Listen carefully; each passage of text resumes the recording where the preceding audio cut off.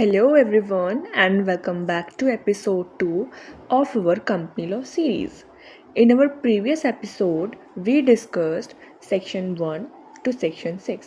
Today, we are moving ahead to section 7. So, यहाँ पे हम कवर करेंगे section 7 plus procedure of incorporation of company.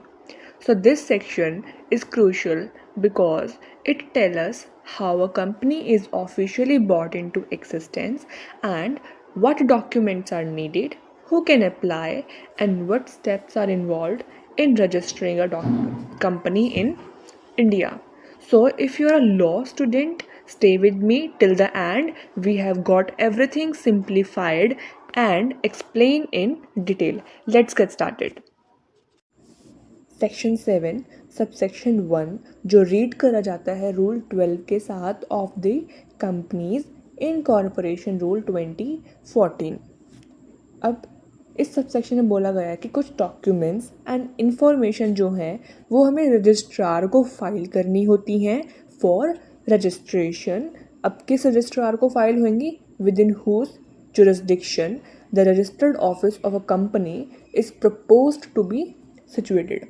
अब इसमें 7 क्लॉज दिए गए हैं जो कि डॉक्यूमेंट्स एंड इंफॉर्मेशन के बारे में बोला गया है। उससे पहले हम रूल 12 के बारे में डिस्कस कर लेते हैं। So rule 12 of the companies incorporation rule 2014 बोलता है कि an application for registration is to be filed with the registrar जिसकी जुरिस्डिक्शन में हमारा रजिस्टर्ड ऑफिस आएगा। इन स्पाइस प्लस में स्पाइस प्लस क्या है? Simplified proforma for incorporating company electronically. ये INC 32 में दिया जाता है along with fees. Next proviso में इसमें बोला गया है कि कोई भी जो ऑब्जेक्टिव है जिसमें हमें रजिस्ट्रेशन चाहिए या फिर अप्रूवल चाहिए सेक्टोरल रेगुलेटर का, तो हमें पहले वो अप्रूवल लेना पड़ेगा।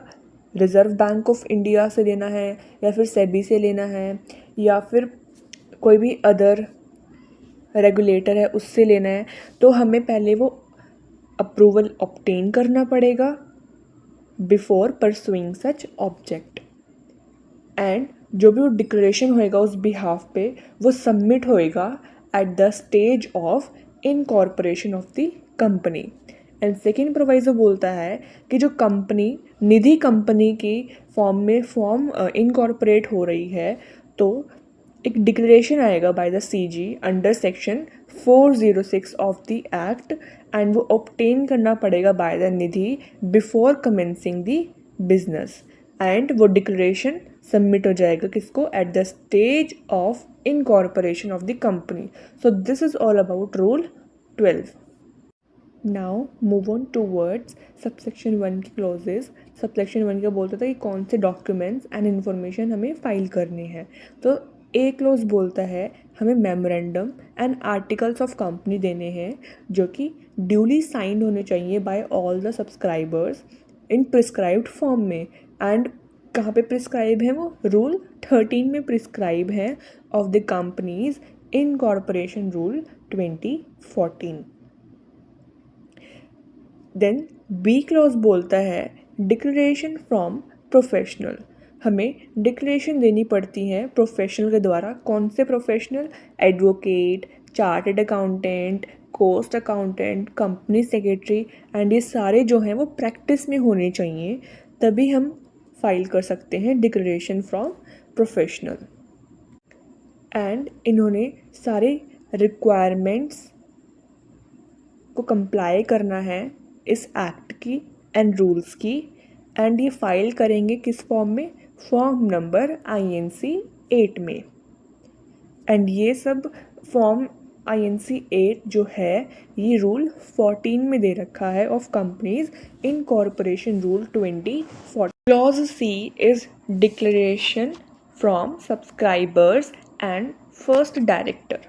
इसमें डिक्लेरेशन देनी होगी each subscriber and first director in form number INC 9 में, जो कि रूल 15 में प्रिस्क्राइब करा है INC 9।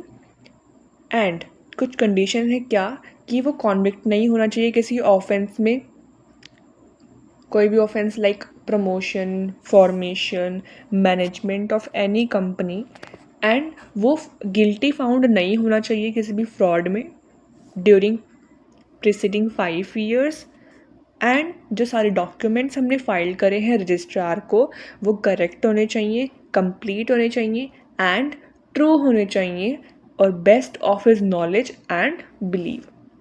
देन क्लॉज डी बोलता है कि हमें एड्रेस फॉर कॉरेस्पॉन्डेंस को यूज़ करना है जब तक हमारा रजिस्टर्ड ऑफिस जो है वो स्टैब्लिश नहीं हो जाता।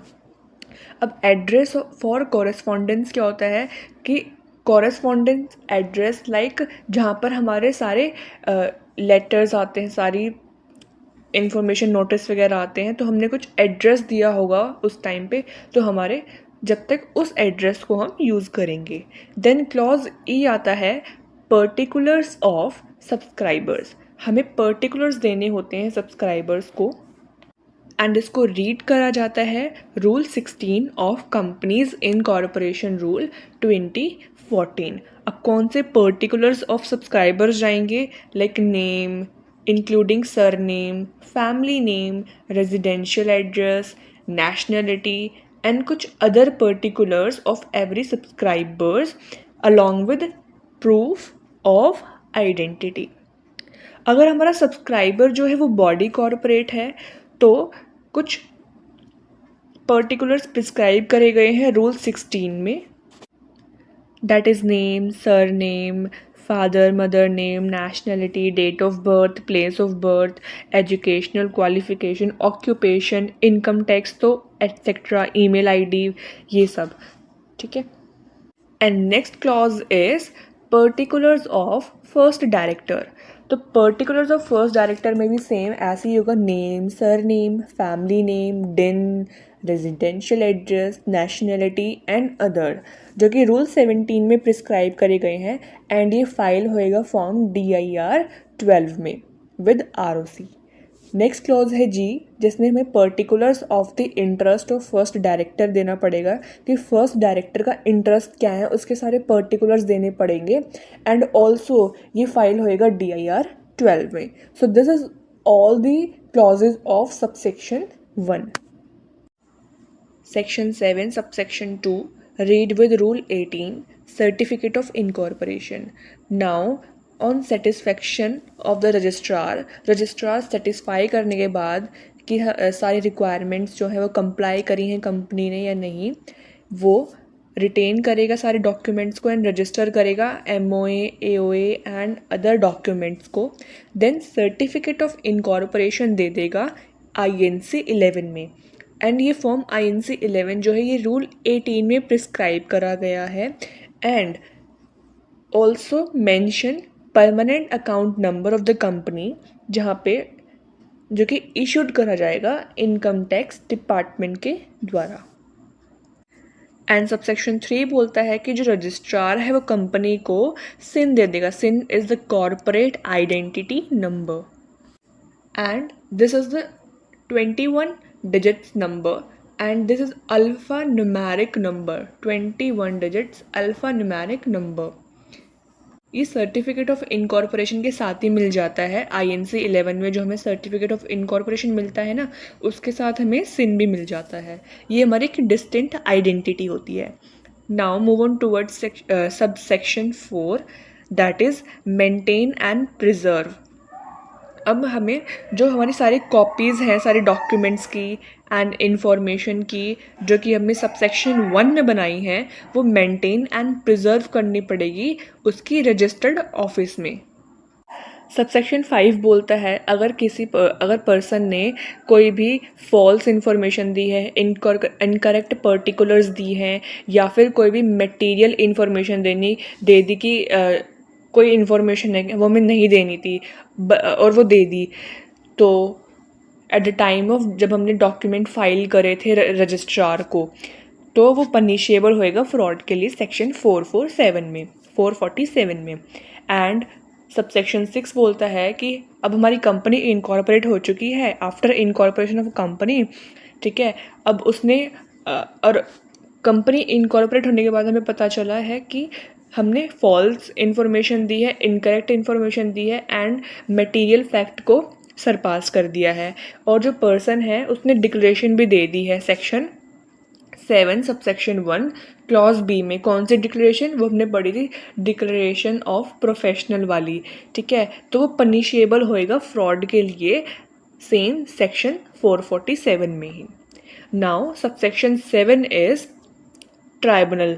अब इसमें हम ट्राइब्यूनल के पास भी जा सकते हैं। हम ट्राइब्यूनल को एप्लीकेशन दे के हम यहाँ पे जो हम सबसेक्शन 6 में जो भी हमने फ्रॉड करा था उसके लिए तो हम ट्राइब्यूनल के पास जा सकते हैं, एप्लीकेशन देंगे एंड जो ट्राइब्यूनल है या तो वो पास करेगा ऑर्डर कि आपको चेंज करना पड़ेगा एमओए एओए को, या फिर कोई भी इंटरेस्ट है वो, या फिर आपकी जो लाइबिलिटी है, मेंबर की जो लाइबिलिटी है उसको अनलिमिटेड कर दिया जाएगा, या फिर आपका नेम जो है वो रिमूव कर दिया जाएगा रजिस्ट्रार ऑफ द कंपनी में से, ठीक है। देन या फिर ऑर्डर पास कर दिया जाएगा कि आपको वाइंडिंग अप करना है अपनी कंपनी को, या फिर कुछ अदर ऑर्डर जो कि उसको फिट लगता है।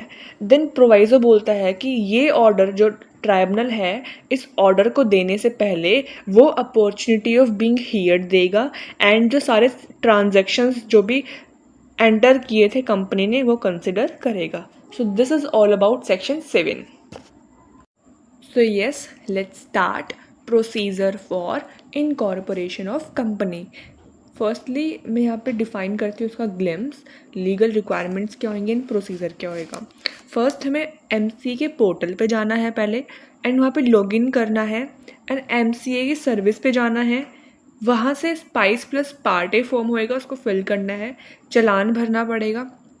Then spice plus part B होएगा। देन INC 33 को फाइल करना है जो कि इलेक्ट्रॉनिक एमओए होता है। देन INC 34 को फाइल करना है, that is electronic AOA.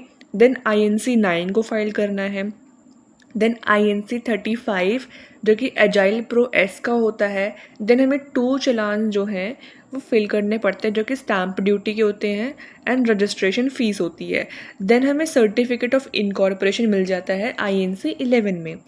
Then INC 22 को फाइल करना पड़ता है, INC 20A को फाइल करना पड़ता है। तो इसको डिटेल में अब स्टार्ट करते हैं अपना प्रोसीजर।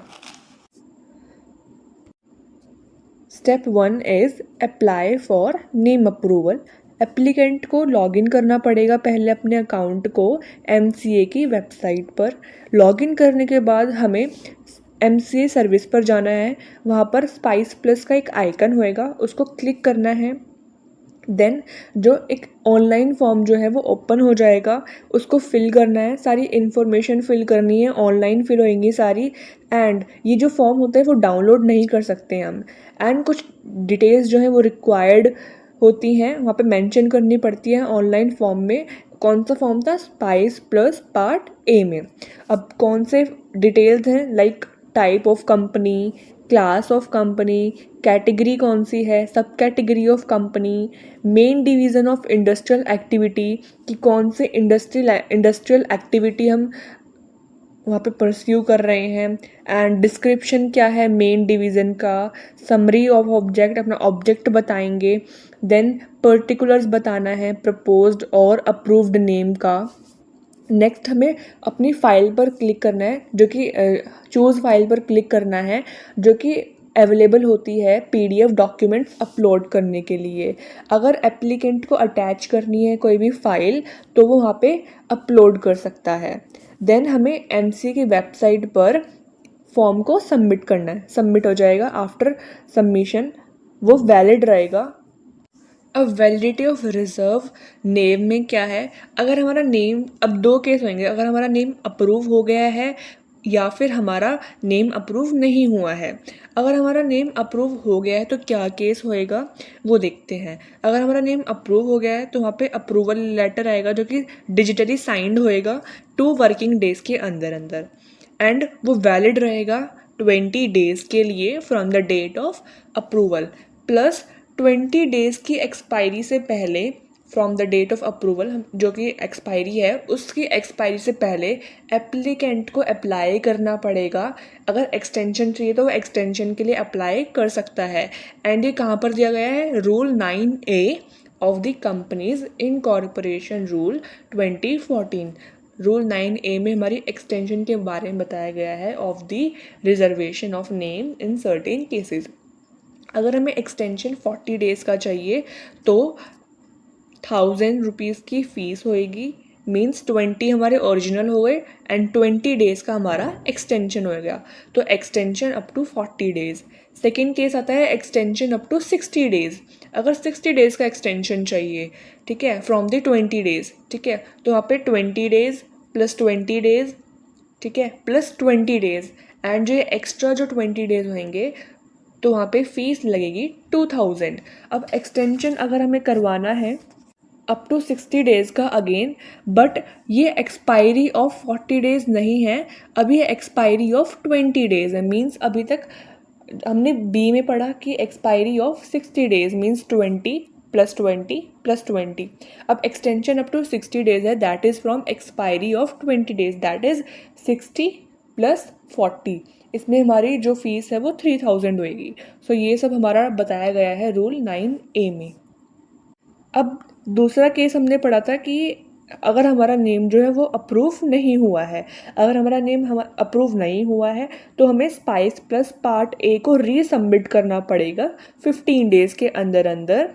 मैक्सिमम जो है हम 2 टाइम्स जो है इसको रीसबमिट कर सकते हैं। So this is all about step 1।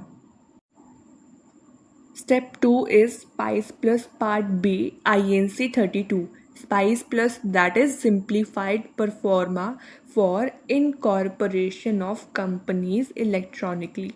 Step 1 में हमने SPICE plus Part A को फाइल करा, उसको सबमिट करा जो कि हमारा नेम रिजर्वेशन का था। नाउ फॉर इनकॉर्पोरेशन हमें SPICE plus Part B को स्टार्ट करना पड़ेगा। अब कुछ इम्पॉर्टेंट पॉइंट्स याद रखने हैं with respect to SPICE plus part B, that is articles of association देना पड़ेगा, चाहे वो इंट्रेंच्ड हो या ना हो। सेकेंड, हमें रजिस्टर्ड ऑफिस देना पड़ेगा। अगर हमारा रजिस्टर्ड ऑफिस है, वहाँ पे मेंशन करा है तो वेल एंड गुड है, अगर हमने नहीं करा है तो जब हमारा सर्टिफिकेट ऑफ इनकॉर्पोरेशन आएगा वहाँ से 30 डेज़ के अंदर अंदर हमने INC 22 को फाइल करना है, जिसमें हमारा रजिस्टर्ड ऑफिस का एड्रेस जो है वो मेंशन होएगा। नेक्स्ट हमें एप्लीकेशन देनी है फॉर PAN एंड 10 के लिए। अब स्पाइस प्लस पार्ट बी जो कि INC 32 होता है, वहाँ पे हमारा नेम अप्रूवल आएगा जो कि एक ही नेम होएगा एंड एप्लीकेशन आएगी फॉर इनकॉर्पोरेशन के लिए। परमानेंट अकाउंट नंबर आएगा, टैक्स डिडक्शन अकाउंट नंबर आएगा, दैट इज़ 10। एप्लीकेशन होएगी फॉर डायरेक्टर्स आइडेंटिफिकेशन नंबर। अगर बॉडी कॉर्पोरेट है तो वहाँ पे हमें डायरेक्टर्स आइडेंटिफिकेशन नंबर चाहिए होता है। अब क्या अटैचमेंट्स होती हैं स्पाइस प्लस पार्ट बी के अंदर, that is memorandum of association. Physical जाएगा अगर हमारी फॉरेन सब्सक्राइबर्स हैं और 7 सब्सक्राइबर्स से ज़्यादा हैं तो फिज़िकल जाएगा। सेकंड, आर्टिकल्स ऑफ एसोसिएशन, ये भी हमारा फिज़िकल जाएगा। थर्ड, प्रूफ जाएगा ऑफिस एड्रेस का एंड NOC जाएगी, प्लस रेंट एग्रीमेंट जाएगा, प्लस रेंट रिसिप्ट जाएगा। अगर हमारा रेंट पे नहीं है तो हमारी NOC जाएगी, प्लस कन्वीनियंस डीड जाएगी। Fourth one is utility bills जाएंगे, मीन्स यूटिलिटी बिल्स लाइक हमारे इलेक्ट्रिसिटी बिल्स एट्सेट्रा, जो कि 2 महीने से पुराने नहीं होने चाहिए। प्रूफ ऑफ आइडेंटिटी जाएगा एंड रेजिडेंशियल एड्रेस जाएगा सब्सक्राइबर्स का। आइडेंटिटी में हम दे सकते हैं अपना driving licence, voter ID, passport, PAN, Aadhaar, that is. And residential address में जाएगा bank statement, utility bills, mobile bill, gas bill, telephone bill etcetera. Next, optional attachments अब दे सकते हैं लाइक DIR 12 हो गया। Plus SPICE plus part B जो है वो हम फाइल कर देंगे एंड डॉक्यूमेंट्स को अटैच कर देंगे। प्लस हमें डायरेक्टर से डिक्लेरेशन लेना है जो कि एंड साइंड होएगा डिजिटली, उनका डिन होएगा, उनका पैन होएगा। अगर डिन अलॉट हो गया है तो डिन मेंशन होएगा, अगर डिन अलॉट नहीं हुआ है तो हम वहाँ पे पैन मेंशन करेंगे। देन डिक्लेरेशन आएगा ऑफ सर्टिफिकेट बाय प्रोफेशनल जो कि INC 8 में होता है कि हमारा क्या रीज़न है बिहाइंड ओमिशन ऑफ INC 8। तो ये हमारे ऑप्शनल अटैचमेंट्स हो सकते हैं, not mandatory. Step 3 is INC 33, that is Electronic Memorandum of Association। Memorandum की टेबल होती है, दैट इज़ अगर हमारी शेयर कैपिटल है तो टेबल ए में फॉर्म फिल करना है, अगर गारंटी है बट शेयर कैपिटल नहीं है तो टेबल बी, अगर गारंटी भी है शेयर कैपिटल भी है तो टेबल सी, अगर अनलिमिटेड है, अनलिमिटेड नहीं है और अनलिमिटेड है शेयर कैपिटल नहीं है तो टेबल डी, और अनलिमिटेड है और शेयर कैपिटल भी है तो टेबल ई फॉर्म होएगा। एंड ये सारा होएगा जो कि क्लॉजेज होते हैं मेमोरेंडम ऑफ एसोसिएशन के। कितने क्लॉजेज होते हैं? 1 to 6 होते हैं। एंड 7th क्लॉज हमारा OPC केस में होता है जो कि नॉमिनेशन क्लॉज होता है। एंड जो हमारा सब्सक्रिप्शन क्लॉज होएगा जो कि 6th होता है, वहाँ पे जो डेट ऑफ सिग्नेचर होएगी एंड अटेस्टेशन होएगी वो सेम होनी चाहिए। Now step 4 is INC 34, that is Electronic Articles of Association।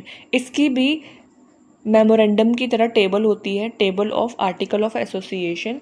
अगर हमारी शेयर कैपिटल है तो टेबल F जाएगा, टेबल F में फॉर्म फिल होएगा। अगर गारंटी है शेयर कैपिटल नहीं है तो टेबल H, अगर गारंटी भी है शेयर कैपिटल भी है तो टेबल G, अगर अनलिमिटेड है बट शेयर कैपिटल नहीं है तो टेबल J, और अनलिमिटेड है प्लस शेयर कैपिटल भी है तो टेबल I होएगा। Step 5 is INC 35, that is agile pro S। ये फॉर्म जो है वो मैंडेटरी होता है आफ्टर फाइलिंग INC 32, 33, 34, 35, INC 9। अब 32 कौन सा था? Spice plus part A, 33 MOA, 34 AOA and 35 that is Agile Pro S, and INC 9 declaration of first director and subscriber. ये सब अपलोड करने के बाद हमें क्या करना है? ROC जो है वो चार्ज नहीं करेगा कोई भी फीस अगर हमारी जो अथोराइज्ड कैपिटल है वो 15 लाख से ज़्यादा नहीं है। अगर 15 लाख तक है तो कोई भी फीस वहाँ पे चार्ज नहीं करेगा ROC। अगर 15 लाख से ज़्यादा है तो ROC जो है वो चार्ज करेगा। अब किस पर? MOA पर या फिर MOA पर एंड AOA पर। और जो ओनली जो फीस है वो परमिटेड होएगी पैन पर एंड टैन पर, +2 चालान जाएंगे, रजिस्ट्रेशन फ़ीस होएगी प्लस स्टैम्प ड्यूटी होएगी। उसके बाद हमें सर्टिफिकेट ऑफ इनकॉर्पोरेशन मिल जाएगा INC 11 में। एंड INC 11 के साथ सिन भी होएगा, पैन भी होएगा एंड 10 भी होएगा। Now step 6 is post incorporation compliances, and step 6 is all as per section 10A जो कि रीड करा जाता है rule 23A of companies incorporation rule 2014, and 10A is commencement of business. तो ये कुछ पोस्ट कंप्लाइंसेस होते हैं। इसमें बोला गया है कि जो भी कंपनी इनकॉर्पोरेटेड हुई है कंपनीज अमेंडमेंट एक्ट 2019 की कमेंसमेंट के बाद एंड उनके पास शेयर कैपिटल है एंड वो कमेंस नहीं कर सकते कोई भी बिजनेस को, ना ही एक्सरसाइज कर सकते कोई भी बोरिंग्स को, अनलेस एक्सेप्शन क्या है? जब तक वो डिक्लेरेशन फाइल नहीं कर देते 20A के अंदर, INC 20A के अंदर उनको INC 20A जो है फाइल करना पड़ेगा ROC को within 120 days from the certificate of incorporation में।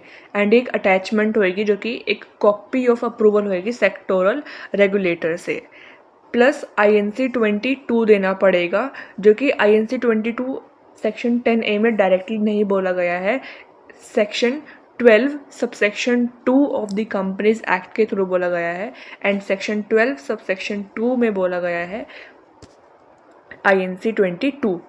एंड ये फाइल होएगा आरओसी को इन 30 days of certificate of incorporation के अंदर। एंड बेसिकली INC 22 एक इंटीमेशन होती है रजिस्टर्ड ऑफिस की, जो कि हम आरओसी को देते हैं। देन ये दोनों जो हैं INC 20A जो कि 180 डेज में फाइल होएगा, जो कि एक अटैचमेंट होती है, सेक्टोरल रेगुलेटर का अप्रूवल होता है, उसकी कॉपी होती है, प्लस INC 22 जो कि रजिस्टर्ड ऑफिस की इंटीमेशन हमें आरओसी को देनी पड़ती है। अगर ये दोनों फाइल नहीं करे, नाइदर बिजनेस ना ही बोरिंग हम कर नहीं सकते, मतलब अगर ये फाइल नहीं करी तो ना ही हम बोरिंग कर सकते, ना ही हम बिजनेस कर सकते, और जो आरओसी है वो स्ट्राइक ऑफ कर सकता है कंपनी को। पूरे प्रोसीजर का एक क्रिस्प कंक्लूजन समझ लेते हैं।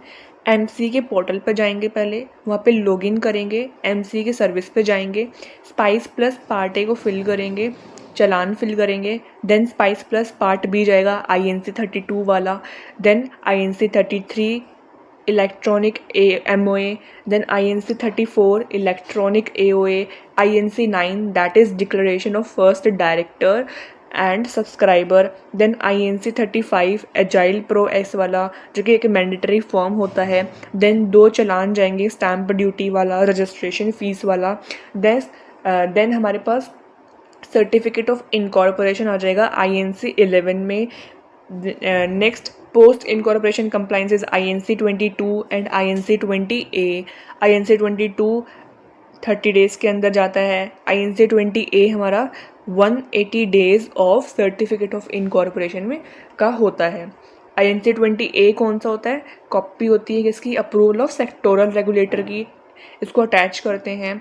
INC 22 is all about intimation of registered office to ROC. So yes guys, this is all about procedure of incorporation of companies. Hope you like it. And that is the wrap up of episode 2 of our company law series, where we broke down section 7 incorporation of company, and हमने देखा procedure for incorporation of company. I hope this helped you understand the legal procedure behind how companies are officially registered in India. If you found this video helpful, don't forget to like, share and subscribe to this channel for more legal content like this. And feel free to drop your questions or suggestions in the comment below. I did love to hear your thought and answer any doubt you have. And stay tuned for episode 3, where we will be exploring section 8 ahead. Thanks for watching, and I will be see you in the next one. Take care and keep learning. Bye.